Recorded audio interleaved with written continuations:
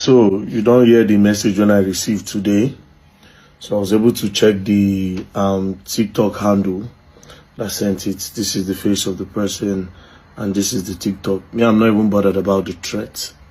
You understand? I'm not bothered because even him where they make the video, now out of fear, now I make that video. You don't fear, say, okay, this guy don't create awareness around this issue. Maybe it's time to drop a video that will scare him. But that's not my problem. He said something in the video. He said, if Benue people will not learn to live with the Fulanis, then the Benue people should leave their state. That's a very strong statement. And then he also said that is just one attack, and there will be multiple attacks coming soon for the Benue people. Well, I believe so we get government, and I don't know why these people are so confident to be posting these things online. Again, no be the first time. So it don't be me like normal thing now. But at the end of the day, it is not normal. You know, when somebody will just come online, drop something. If you defame anybody online, they will track you down, they'll carry you come. They will arrest you if you defame. According to them, defamation, any big man, they'll go arrest you. But when these guys come out to threaten the government officials, they don't go fit talk. You understand? Anyways, my brother, I would like to tender an apology to you, but I would like to tender the apology in person. I won't see you, make I beg you. Say me, you know, verse, say I go Benue State, go create awareness surrounding the issue. I want to beg you one-on-one. You understand? Please, brother, you can drop me your location. You know, I can even send you a DM. I'll send you a DM now. If you send me your location, if you send you my own, you understand, so that you come, then I will apologize to you for going to Benue State to raise an awareness. And this one where you talk, say, okay, when I go still go there, go attack. My brother, you better prepare yourself, oh. Prepare yourself. Because I want to believe, say, the Benue youths, they're not going to sleep by this kind of time. So don't make that attack too far. Any attack you want to do, don't make it too far. Do it soon. You understand? And Benue youth, they are not playing. That's the only thing I can tell you. That's the only thing I can tell you. Peace and love, don't play. If you play, go and learn and go down the hard way. I want to do this video for one guy. They are calling that guy Verydarkman. VDM as bandits strike your people. You go there and be saying rubbish. Warn your people. This is just the beginning, Verydarkman. Warn them. This is just the beginning. They never see something. And I want to tell you something. Fulani are not like government. I'm seeing you in social media abusing government, doing this. Fulani are not like government. You have to be very careful. You have to be very careful. Last month, I come meet with one video. Benue State people, they give Fulanis 14 days to come out in their states. That one is rubbish now. They don't have that right to chase out Fulani in their state. Whether to state peace with Fulani or they should leave Benue State. You can see the number of cows they are killing in Benue State in this season. They are killing innocent Fulani in Benue State. You didn't say anything, but now, after this strike, you go there, be saying nonsense. So you have to be very careful. This is just the beginning. This is just the first strike. So Nigeria are not like government. So be careful, Verydarkman. Now, from my own view, what I have observed, two basic things, or three basic things. One, issue of land, indigenous, non-indigenous, critical, which is political. That is supposed to be sorted out politically. Secondly, the issue of the movement of animals. I have told people over time that when they say farmer herders clash means two things are moving. But if a farm is standing and an animal comes in, it's not a clash. It's somebody entering somebody's property. So we must find solutions to how, which means if the animals don't move, we don't have issues. Now again, because of that, again, we have issues of rustling of animals. Which means if we don't even rustle animals again that are moving, again, there won't be most of this problem happening. So those are the three critical aspects that we must be able to address clearly. And like I said, most of it is political solution that needs to come into it. Because it's not what the military can solve. What we can stop is to try and stop people from attacking each other. All right, so you see this speech from the Chief of Defense Staff, Christopher Musa, has just unlocked another fear in me. Imagine the Chief of Defense Staff starting a speech while addressing the Benue killings with "from my own view." He said, "from my own view." This is a man that is privileged to a lot of information. He can get information left, right, and center. He's not talking based off on investigation. He's not even certain about the problem. This is the Chief of Defense Staff. Starting with "from my own view."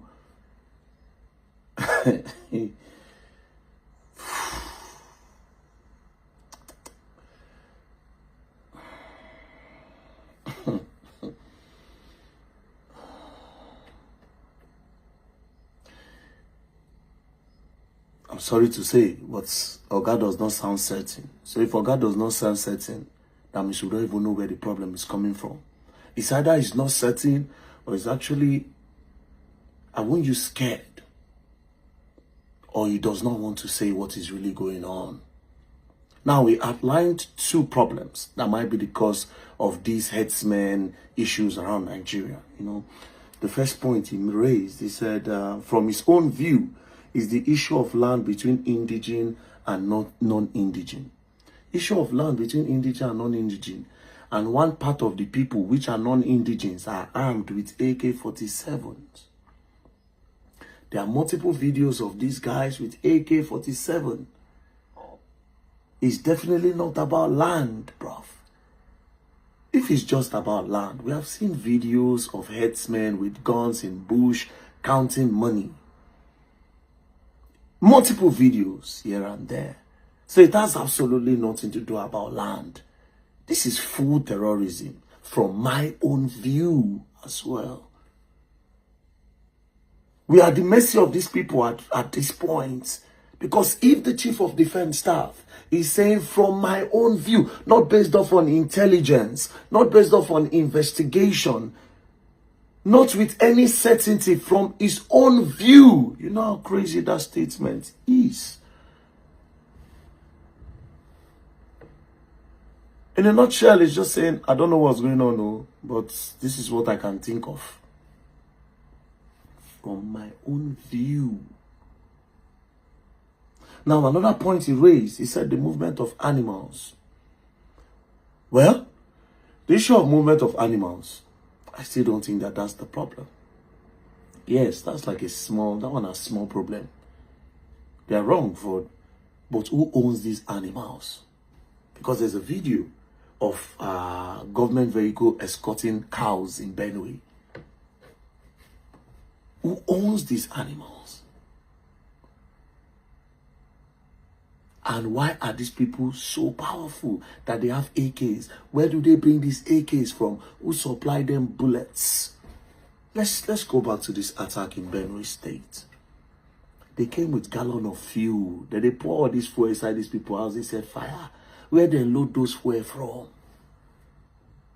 Which filling station sell them? How they take pass? We understand our borders are porous. But at this point, we cannot keep complaining about the borders. Because this thing has occurred too many times for us to keep complaining about one thing. We have a lot of military men. Somebody somewhere that is powerful is giving these people so much power. And they should do an investigation on everybody in the military, police, navy, and everywhere. This has nothing to do with land, fighting about land. In Jos, we see them. They'll go wipe the whole community out. Land grabbing. How many places be their land? The other one is land grab. How many places are they? Which land are they dragging? Indigenous or non-indigenous? How many land they want secure? So would you say it is indigenous and non-indigenous dragging for land that is happening in Enugu? that is happening in Bayelsa, that almost happened in Edo State, that is happening in Ondo State, that is happening in Taraba, that is happening in Borno. That means they are dragging for the whole Nigeria. If we are saying it's about land, that means that the whole Nigeria might be their land, and the whole Nigeria be their property. It only means that it is the whole country that is a problem. It has nothing to do with indigenous or non-indigenous land or no land. You know, it has nothing. Maybe there's another reason. I wouldn't say what I think is the reason. No, I no go talk and go. It'll be my mouth to go here. Do you understand? But it is disappointing. That statement, from my own view. Nah, we gonna learn. We gonna learn the hard way. All I can say is this: get ready, Nigerians, to start protecting yourself, bro. You're coming for everybody, and it's no joke. I said this thing earlier. They thought I was crazy. It has nothing to do with APC and PDP. It has nothing to do with President Bola Ahmed Tinubu or one Peter Obi or politics. It is deeper. Something is somewhere happening.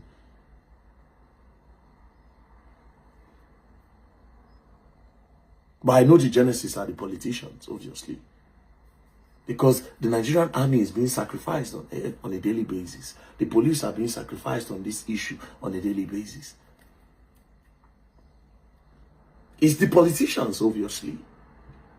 But the mission of these people is what I don't understand yet. And slowly, I say we will do this thing. And so they go talk. They go wipe out Benue. They go talk. They go wipe out Jos. The people of this town, you better buckle up, man. Problem is coming. Please, I love, don't play. If you all play, go learn, and you will learn the hard way.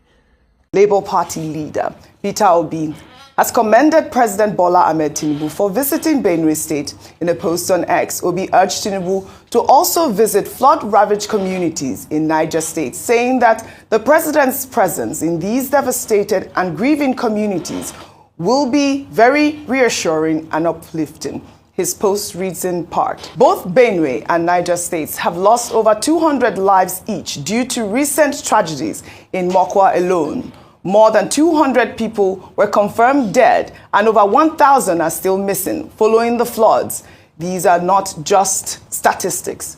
They are the lives of Nigerian families torn apart and their communities destroyed, highlighting that President Cyril Ramaphosa of South Africa recently visited flood victims in his country. Peter Obi stated that if the South African president could do it, we trust that you, as our own president, can do the same for your people.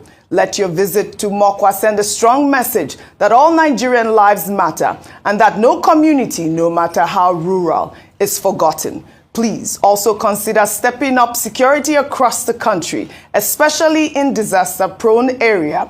We look forward to seeing not leadership by remote control, but proactive leadership that responds not just with words, but with compassion and action. Meanwhile, a video featuring a survivor of the deadly attack in Yalwata sharing his harrowing experience has gone viral. In the video, the survivor, Michael Aja, said he lost 20 members of his family. He recounted how their homes were set ablaze by suspected herdsmen, adding that 11 members of his family died in one house. Aja also lost all his goods and property during the attack. He spoke with News Central. Let's take a look. My whole family members that died yesterday, day before yesterday, on that very day, there were 20. That is my own family members. I'm not talking about any other thing. That is my own family members. This is my store. They burned my clothes. They burned everything. They burned our food. All my family members, what we kept out with is our clothes, what we wear. On that very day, rain started in the evening. So we entered, I slept there. So I was sleeping around 10:20. We had gunshot at back there. So before we could notice that something is happened, Fulani men, they entered this place. How are you sure they are Fulani men? Because they were speaking and I was inside the room and I heard them clearly.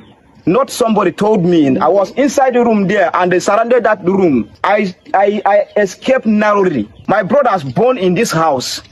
Some escaped. My dad born in this house. My heart goes out to this young man, Michael Aja, losing 20 members of his family. Rufai Oseni, I'd like to bring you into this conversation. I'd like your thoughts on all the stories that I've read so far. We're seeing that, the Benue State government is declaring a public holiday today, and that memo that went out asking, support groups to come adorned in colorful outfits, while we see Michael Aja here recounting his harrowing experience of how he lost 20 members of his family. Your thoughts? If the color of blood is red and the color of blood is everywhere in Benue because of the killing, isn't that enough need to introspect before the sycophancy that I see coming out of the state government? These are lives that you will never get back. Look at that man that said he lost 20 people in his family. Do you know the emotional trauma and pain he will live with for the rest of his life? Do you know the nightmare? Do you even care how he sleeps?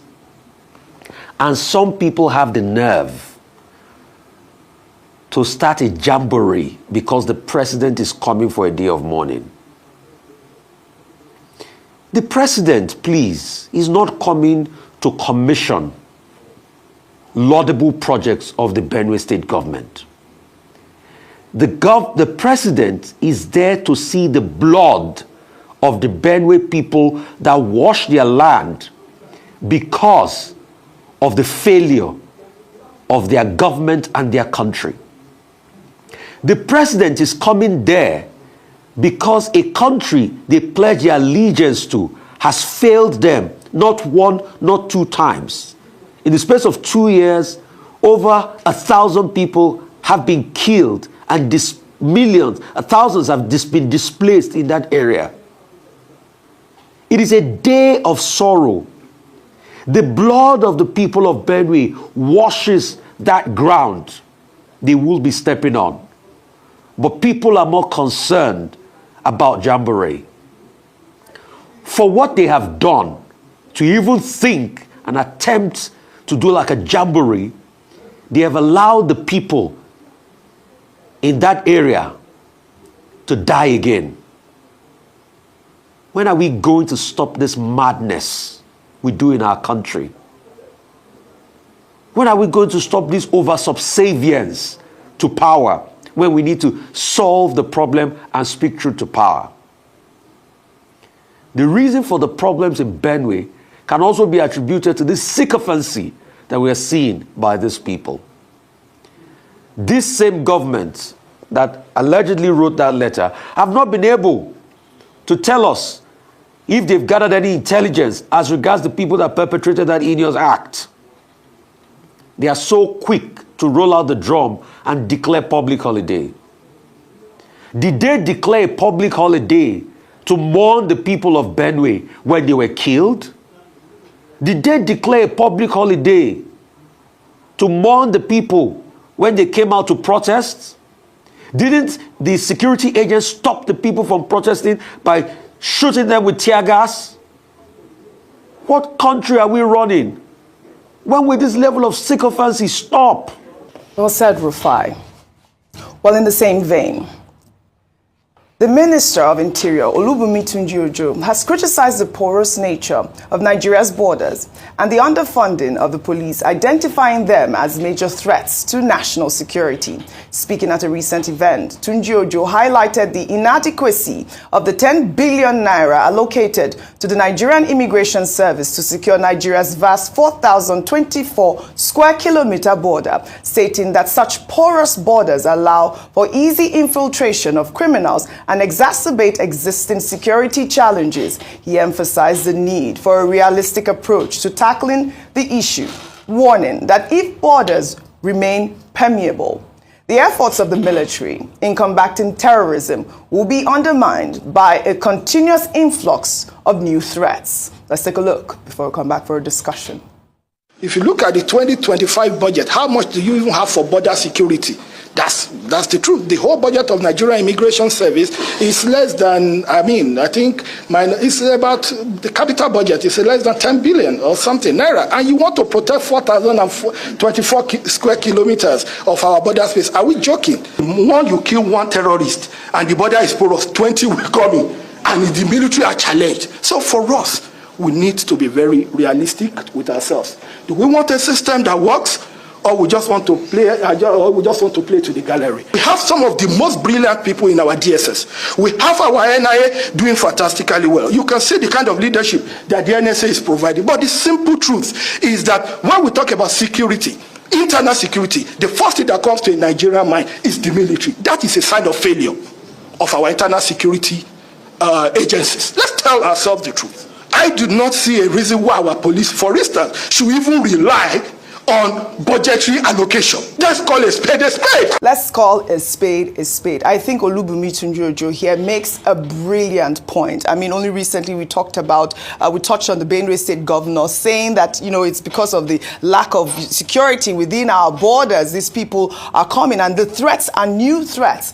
There need to be more funding for the security of our borders. Our international correspondent, really quickly, and then we move. No, I think he makes an excellent point. If we are talking about the seriousness of security and insecurity in various parts of the country, one of the first ways that we have to tackle it is making sure that our borders cease to be as porous as they are, or stop being porous altogether. So I think he makes an excellent point. Yes. And as he said quite passionately, if our first place to resort to when we're talking about security is the military, then of course there is that underscores a failure of a greater extent. So I agree with what he says, and I also appreciate the passion by which he's made his Yes, we're calling for funding, right, really quickly. Calling for funding, and it somewhat echoes what the Chief of Defense Staff had said a couple of weeks ago when he was saying that it might be time for Nigeria to start fencing the borders, to create some type of a border wall. I know it's controversial in some countries, but the conversation needs to be had. However, this particular Minister of Interior has done wonders. There's a lot of work to be done, but I just want to acknowledge the fact that he has done it incredible with the immigration system.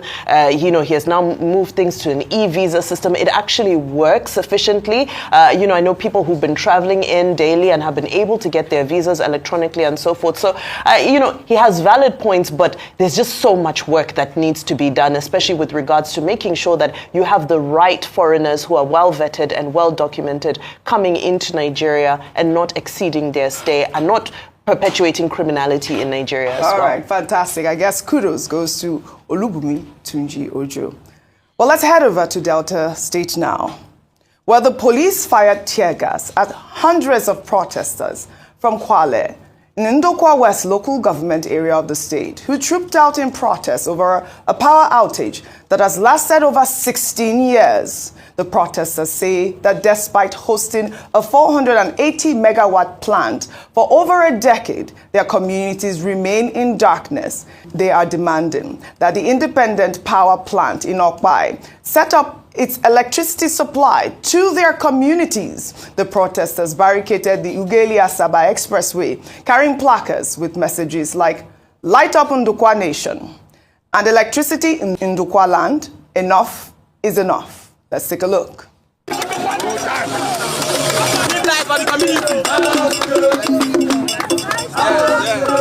Abasaba, Sakuti from Asaba. There are 20 traders here. Sakuti from Asaba. There are 20 traders on us. They are protesting peacefully here. They came and started shooting off tear gas. This is the evidence. Look at the evidence. Look at the evidence. Look at what the Delta State government are doing to us. Look at what they are doing to us. Look at the evidence. This is tear gas. Sakusi. This is tear gas. We came out to a peaceful protest, demanding our rights. That for over 20 years, when the IPP phase 1 has been completed, we requested, it's a simple request, step down the IPP for us, as demanded by the federal government. We are not here to destroy any person's property. We are not here for a violent protest. But as you can all see, the police have started shooting even both tear gas and live ammunitions at peaceful protesters. And we've been peaceful, no destruction of lives and property. But what we are seeing now is the army and the police have turned it to a violent protest. Federal government have been marginalizing this environment. The 3 local government arms of Indo-Kwa nation, both in multinational and non-indigenous, they have been adamant to our plight. We are here to fight for Indo-Kwa nation. We want light. Light number 1. They are right. I mean, I am so disappointed in the police force, and I'm sure that the police in that area are from Undukwa. 16 years of no light, and you dare fire tear gas at peaceful protesters. These protesters say that despite the Okpai IPP supplying power to over 9 other states, including Abuja, the Indo-Kwa nation remains in darkness. I did, over the weekend on Sunday, June 8th, interview the Deputy Governor of Delta State, John Onyeme. On the Sunday morning show, he said that the government is working in collaboration with BEDC to ensure that electricity will be restored within 2 months. Let's take a snippet of that interview. As I'm talking to you, I have promised the contractors of BEDC that from Tuesday, after the public holiday of Monday, they will get an advance from me, from government, to go and kickstart that job. We are sure that within the next 1 or 2 months, electricity will be restored. We have also agreed to pay, as agreed with them, a portion of that areas of what they were owing, or what our people were owing. I would like to hold you to account. You have promised here that within the next 2 months, the people of Ndokwa will have electricity. Is that what I'm holding onto right now? Yes, you can hold me to that. I have had personal, it's not that I sent somebody, I've had discussion with contractors of BEDC, and we have come to an agreement. We've costed what it would take, and we have come to an agreement. And my governor has given me the go-ahead to implement. Thank you. And I'm going ahead to implement. So to that extent, you can hold me accountable. All right, Rufai, I would like to bring you into this conversation. Like I said, I spoke with John Onyeme there, and he did also talk about the fact that he's spoken with the people of Utagwogbe to install an IPP. But this is absolutely absurd that we are seeing a community in Nigeria living in darkness for 16 years, yet the police had the guts to fire at peaceful protesters protesting their fundamental rights. I mean, the history behind the Ndukwa nation being in darkness is, it dates back to, over a decade of non-payment of electricity. But, you heard the protester there saying that they supply 9 other states, including Abuja, electricity. And yet, they remain in darkness. Rufai. Oji, see, there are some good eggs among the police, but what we should ask ourselves is that the reaction to every protest is always tear gas. Can the police handle a protest better? So we should introspect. Is it a funding problem, or is something with procedures? Secondly, Oji, I've been to that area. In fact, you took me to around Ndokwa when we went for funerals of our great mother. Oji, is Ndokwa an oil-producing area or not? Of course it is, Rufai. Of course it is. So this is what Ndokwa gets for being an oil-producing area, and an area that houses an electricity plant, and they don't have access to power. And when the people speak up, you tear gas them, you are saying they are causing disorder. So what do people even benefit from being Nigerians? Work in no day, light in no day, water in no day. So what does Ndokwa benefit from being an oil-producing area if they can't have electricity supply for basic small businesses to be able to go about their businesses? So when a lot of people are shouting that there's inequality in this country, they will say, no, you don't say that, you don't like the government. They will abuse you and say, oh, Rufai, your mouth is too big. But is this not a ticking time bomb that Undokwa, that is an oil producing area, that this country has enjoyed the rich resource of Undokwa, and you even had the deputy governor in that interview, that will it be fixed? He said yes. Till today, does not have stable electricity, and you expect the people not to talk? You must call us fools in this country to think that we are all stupid. I think our leaders probably just think we are stupid and we are a set of idiotic animals. Please, whatever it is that we ensure that we bring power back to Ndukwa, power must come back to Ndukwa. Absolutely. Thank you very much. So what do people benefit? Okay, what do you benefit as a citizen of this country? That's the right question, Rufai. And like I said in that interview, we're holding the governor of Delta State because his deputy was on the show on Arise News saying that in 2 months, that's less than a month now, there will be electricity in Ndokwa. We'll take another story now. A video featuring the moment female students of Olabisi Onambanjo University in Agoiwoye were inspected to ensure that they were wearing bras before entering an examination hall has sparked outrage both online and on campus. The footage, which surfaced on Tuesday, showed students lined up at the university's main campus while unidentified officials appeared to inspect them to identify the piece of clothing. Users on social media have condemned the actions of the unidentified staff, with many describing it as harassment and questioning the university's academic priorities. Adefemi Akinsoya, I know that you are international. Have you ever seen anything like this before? I have never seen anything like this before. I think it's a sign of mental illness, actually, for you to do that to anybody. To go up into someone's person and literally touch their chest area to see if they're wearing a bra or not.